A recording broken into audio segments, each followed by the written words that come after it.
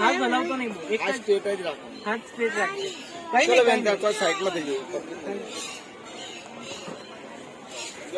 ઉડી જશે.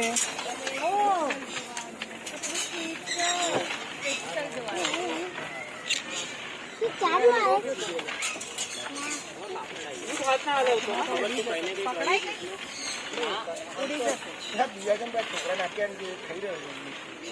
બીયા કઈથી લાયો? બીયા કઈથી લાયો?